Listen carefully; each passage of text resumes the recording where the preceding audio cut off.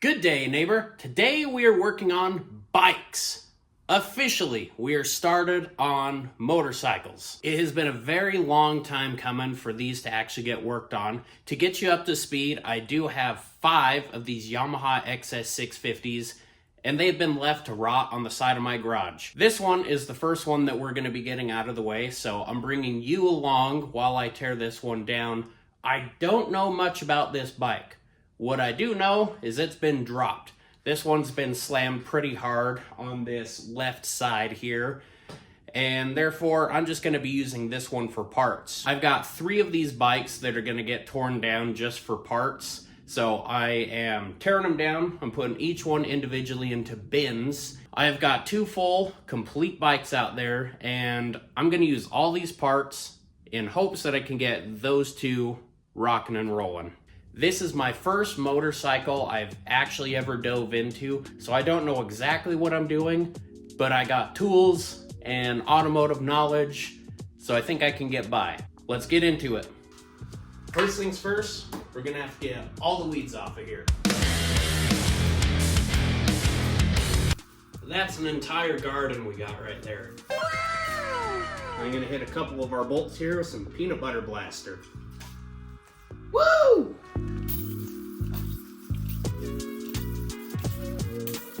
I'm gonna start with this thing. We're gonna go from the back to the front. I think that's how I'm gonna break this one down. I'm gonna start here with the shocks.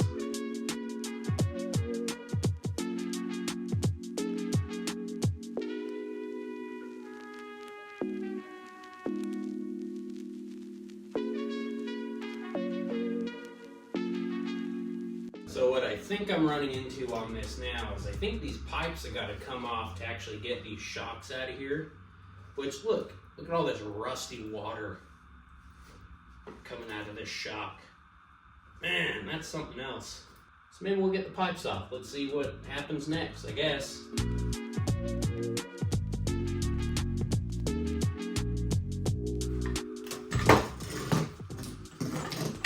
Comes right out, look at that. More rusty water content. Look at that. Yuck. I've now encountered a new problem. So I got the kickstand here that interferes with this pipe. So now I gotta stand it up and get the kickstand set up. But I ain't got no wheels on it, so it's gonna get a little hairy. Oh well, guess we gotta do it.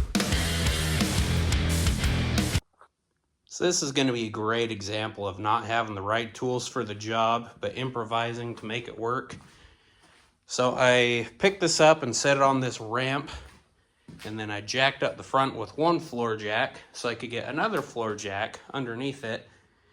And basically it's just teetering around on there now. So now what I'm going to have to try to do, because I've come to find out this kickstand is frozen solid.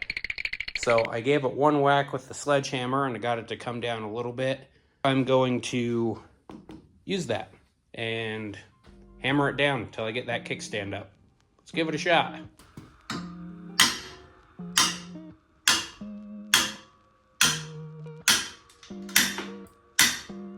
Yeah, that is solid. That is frozen up.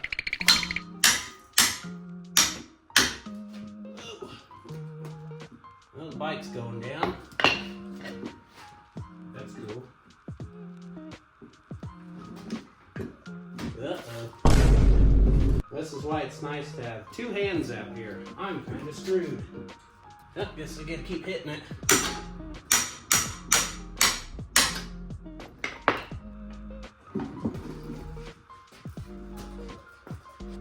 Alright, I think it's probably stood up enough. That wasn't very fun. That was a surprisingly stupid challenge. I am really hot and sweaty. That was ridiculous. But there you go. Got both the pipes off. Now let me show you how easy it's going to be to get these shocks off. Ta-da! There you go, number 2. Chances are I'm doing something wrong, and one of you out there will remind me what I've done wrong. But hey, look, I got them off, and I guess that's what really counts there. On to the next thing.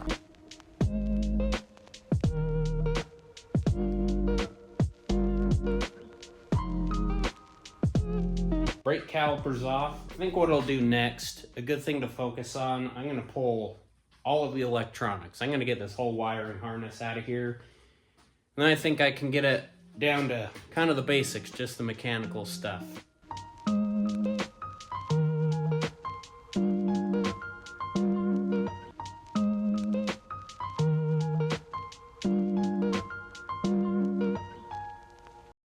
That right there ended up being quite a bit of a task. I should have highlighted that a little bit better, but I pulled out this would be like the battery tray.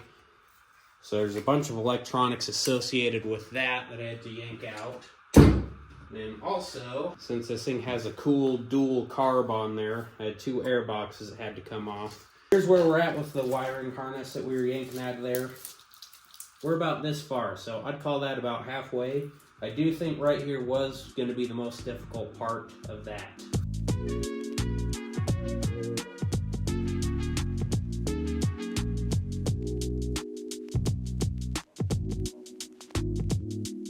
I think we have found the glory hole of a wasp nest in here. I know they're all dead, but I'm still scared. Oh my gosh, look at that crap. Oh my gosh. That's gnarly, dude. Wow.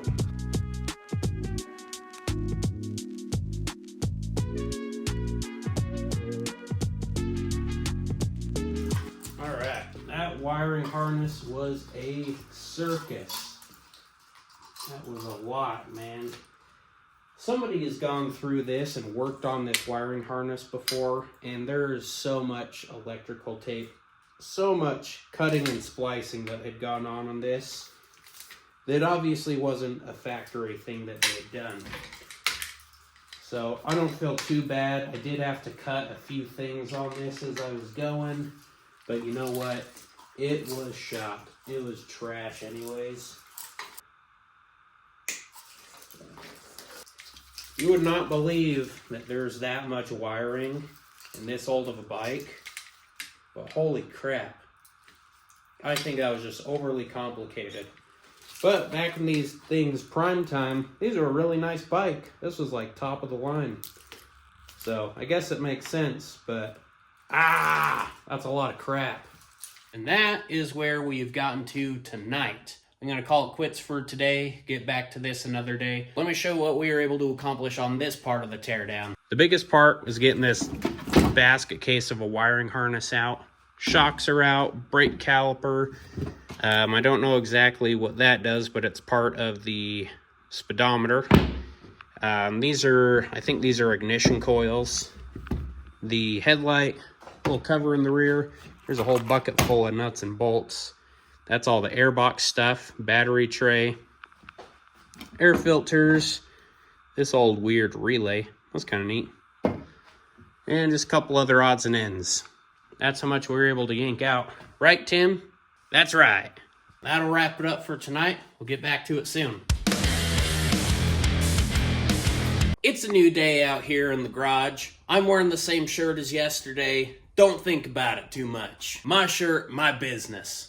The goal for tonight is to get the engine out of the frame here. And then after that, we're done. That's all we really need to do on this thing. So yeah, let's get back to it.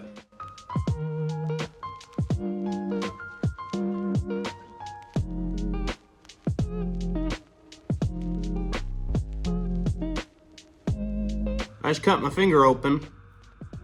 We're back in business though.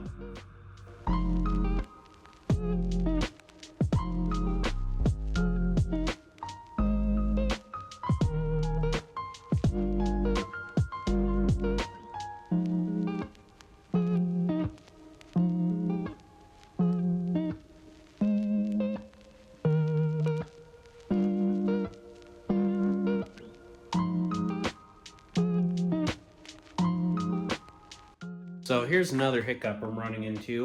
This is kind of the fun thing about getting somebody else's old project, old parts bike, or parts car even for that matter.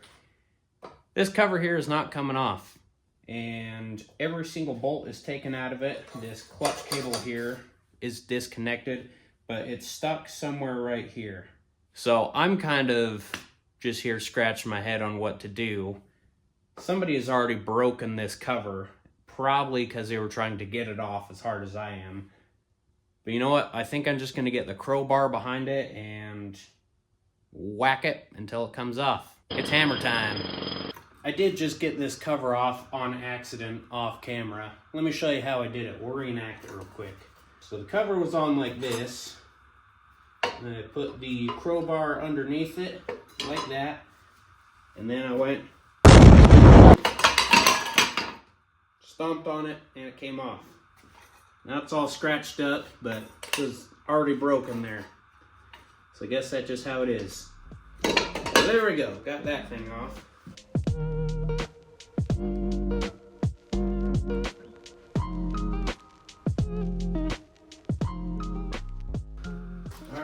The only things holding this motor in are the bolts here, on the back, and up top. I've got the floor jack supporting this front part of the engine. So this is probably a bad idea, but I'm going to try to punch those out. I need something that's long enough, so I'm going to sacrifice an old screwdriver here.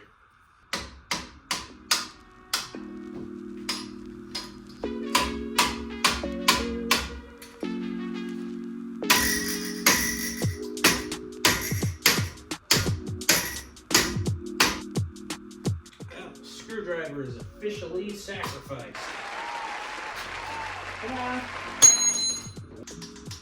Alright, just got a longer screwdriver in here.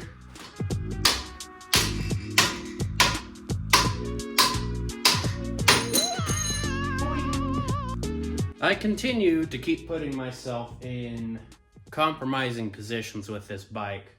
I've learned a lot for the next one I've got to tear down. But yeah, now I got to get this kickstand up and drop it down back onto my little rollerblade thingy and then try to get that motor out. By golly, is that precariously perched.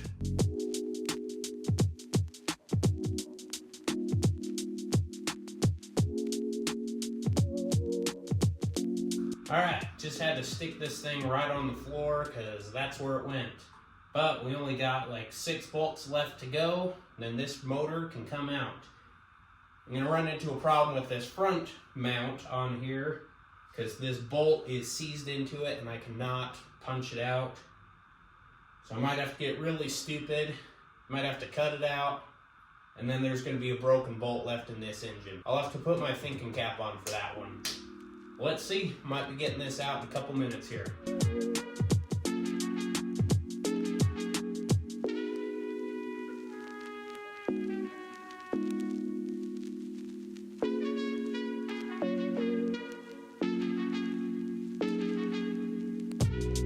Alright, did something here I'm not super proud of, but I had to do it.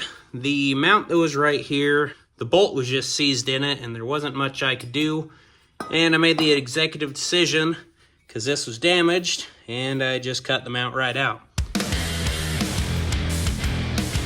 Alright, I had to do the wrong thing and lay this thing down right on the concrete. Let me show you what I found. This bolt, that mounting bolt, is snapped off inside of there. Bruh. So that's what's hanging it up. This thing can't come out because that bolt is broken. So what I'm going to do, I'm going to try to get the Sawzall in there, see if I can get it in between that and the engine and zip it out. Give that a shot.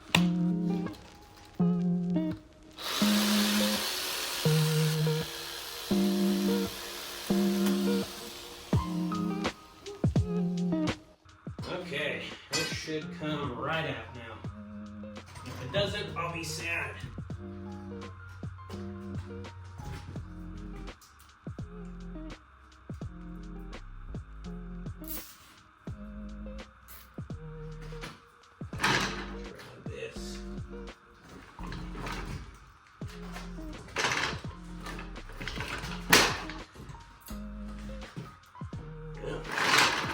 That ain't going as planned.